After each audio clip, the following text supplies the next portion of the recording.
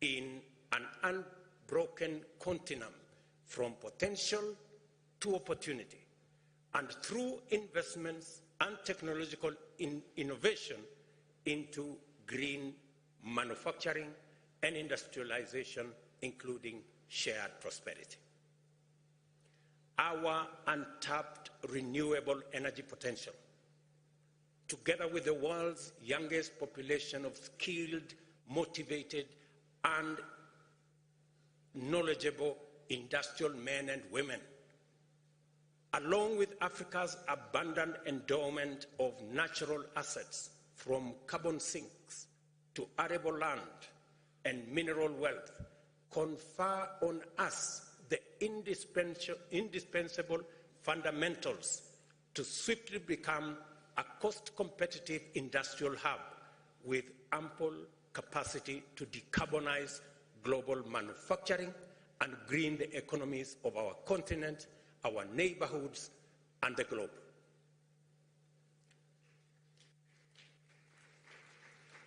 It is good for us to be open about the need to confront a couple of basic truths. First, it is demonstrably clear that none of them under chance its intergenerational legacy. Scientific experts have consistently demonstrated, from analyzing available evidence and making projections, that these can be achieved while generating jobs in their millions, creating enormous investment opportunities, and catalyzing unprecedented economic growth. Under a proper green growth paradigm, climate action also serves as a robust engine for poverty reduction, employment and wealth creation, and economic transformation. By definition, effective climate action must entail technological leapfrogging to disrupt and invent the industrial development pathway and go green first. It must also involve effective decarbonization of global production and supply chains and deliberate efforts to remove carbon from the atmosphere at scale.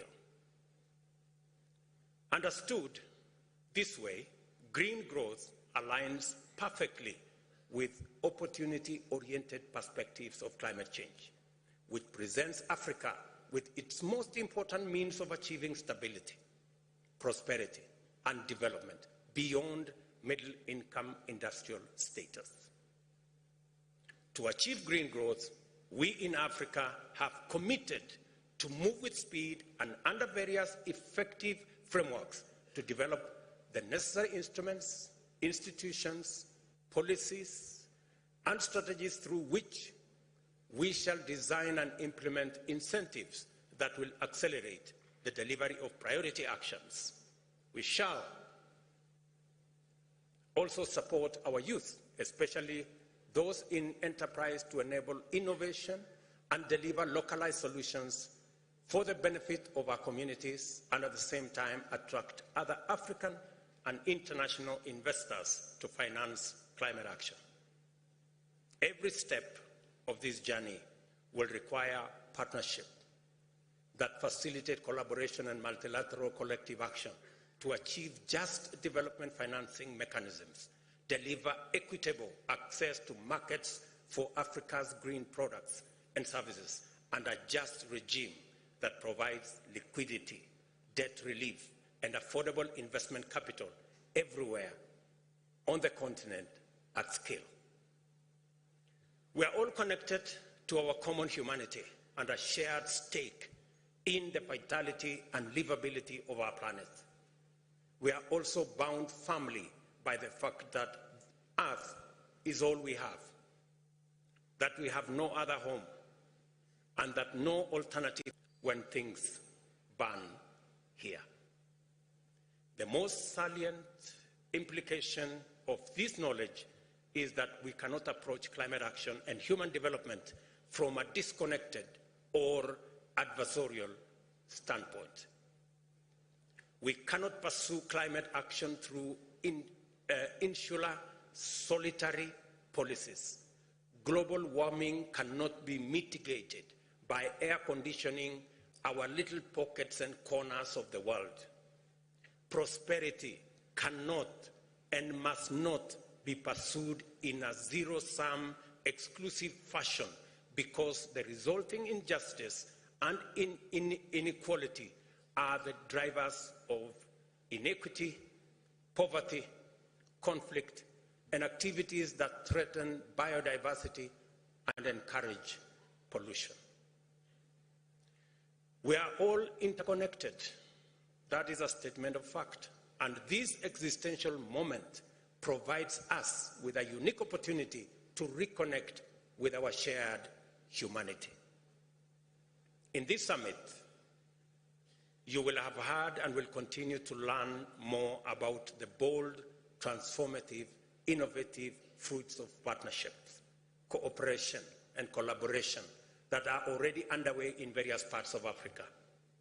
I invite you to pay close attention to as many of these cases as possible, and assure you that you will be surprised, challenged, and inspired by the many wonderful demonstrations of bold initiatives in the face of many opportunities. That is the essence of this summit. It is an orientation,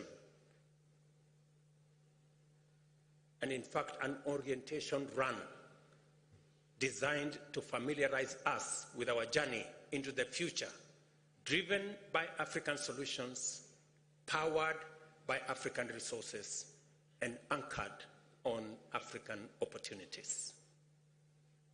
The collaboration I have in mind must be bold in ambition, broad in scope for their vision, deep in terms of diversity of their stakeholders, and long in terms of their geographical reach. An impressive example that I have had opportunity to interact with is the Global Center for Adaptation, an organization based in Rotterdam in the Netherlands, whose constitution is an appealing emblem of our aspiration, from the aspirational design of its global headquarters and futuristic regional headquarters in Nairobi, comprising green walls and roofs, as well as rain gardens, to the collaborative culture of its staff. Unsurprisingly, the center is intended to inspire the world to thrive with nature instead of pursuing the dangerous course of seeking to thrive at the expense of nature. The center spearheads the Africa Adaptation Acceleration Program, a focal point collaboration with the University of Nairobi, Africa Development Bank, and the Africa Union Commission as part of the continent's response to the climate crisis. I am delighted to announce, engage truthfully and forge a common position on critical issues that project a new, bold, radically transformative voice into the global discourse. And let me say here that we have discussed potential. We need to have a conversation about Africa's potential. Why? Because we have been profiled negatively. The continent of disease, war, poverty. But we are stepping forward to say, look here, Africa is the continent with 60% of the world's renewable energy assets.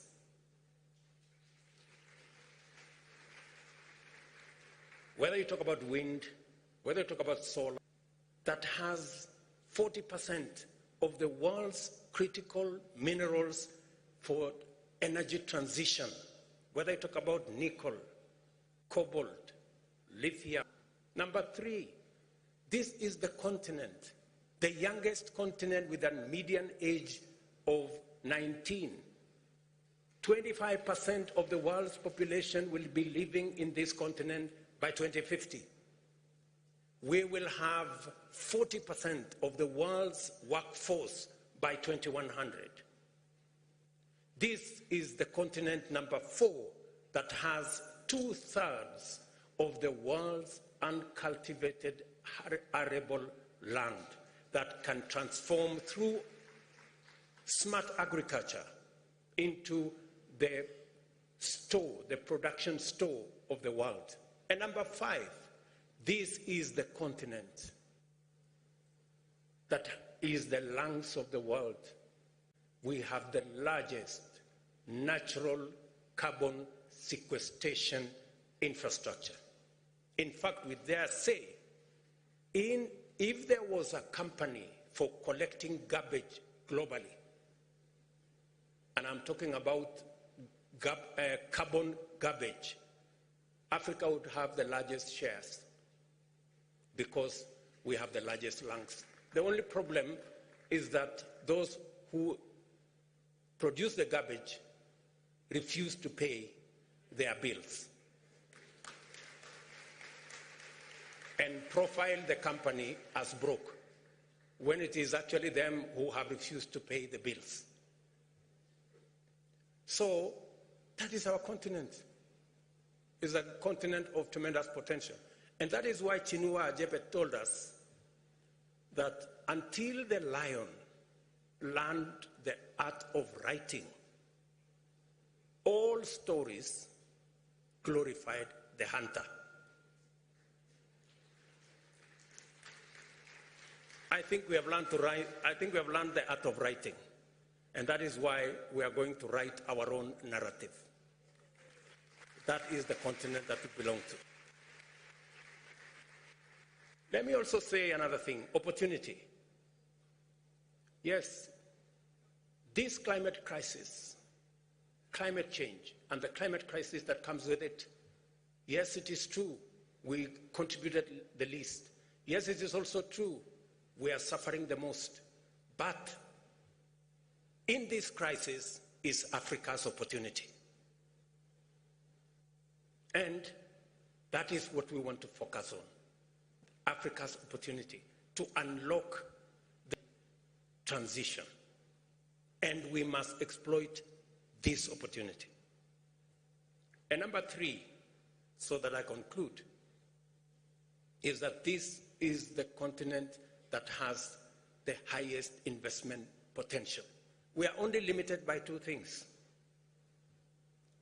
Number 1, we are limited, as I said earlier in my statement, by high interest rates for development capital.